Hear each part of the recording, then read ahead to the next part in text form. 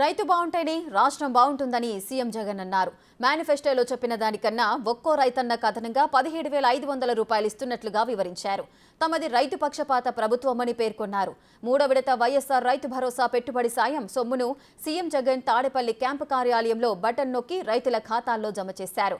రబీ 2021-22, ఖరీఫ్ 2022 సీజన్లకు గాను అర్హులైన రైతు కుటుంబాలకు 0 వడ్డీ రాయితీ సొమ్మును కూడా చెల్లించారు.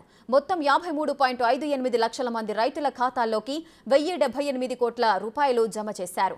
57 నెలల్లో వైఎస్ఆర్ రైతు భరోసా, పీఎం కిసాన్ కింద ఇప్పటి వరకు అందించిన మొత్తం 34,288 కోట్ల రూపాయలు.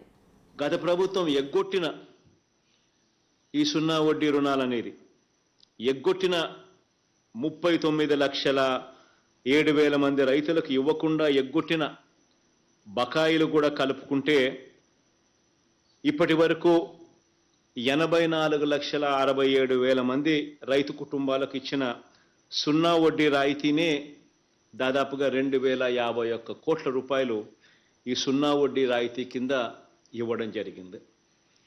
మరి ఈరోజు ఇచ్చే రైతు భరోసా సొమ్ము కానీ, మరి ఈరోజు ఇచ్చే 0 వడ్డీకి సంబంధించి మరో 215 కోట్ల రూపాయలు, 216 కోట్ల రూపాయలు ఇచ్చే కార్యక్రమం అయితేనేమి, ఈ రెండు కార్యక్రమాల ద్వారా ఈరోజు 1,294 కోట్ల రూపాయలు రైతుల ఖాతాల్లోకి జమ చేసే ఒక మంచి కార్యక్రమం జరుగుతూ ఉంది.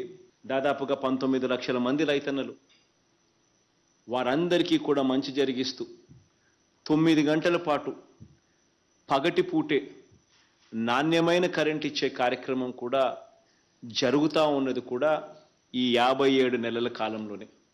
అసలు మనం అధికారంలోకి రాకమునుపు ఇలా పగటి పూటే రైతన్నలకు 9 గంటల పాటు ఉచిత కరెంట్ ఇచ్చే పరిస్థితే లేదు, అవకాశమే లేదు. ఎందుకనంటే ఫీడర్లలో ఆ కెపాసిటీ లేదు.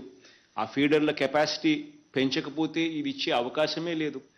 ఆ పెంచడానికి మరో 1,700 కోట్ల రూపాయలు ఖర్చు చేస్తే తప్ప, ఫీడర్ల కెపాసిటీ పెంచితే తప్ప రైతులకు పగటిపూటే 9 గంటలు విద్యుత్ ఇచ్చే పరిస్థితే లేదు అని చెప్పి అధికారులు చెప్పినప్పుడు ఆ 1,700 కోట్ల రూపాయలు కూడా ఖర్చు చేసి రైతన్నలకు పగటిపూటే ఈరోజు 9 గంటల పాటు రైతన్నలకు ఉచిత కరెంటు, నాణ్యమైన కరెంటు ఇచ్చే కార్యక్రమం కూడా జరుగుతూ ఉన్నది కూడా కేవలం ఈ 57 నెలల కాలంలో.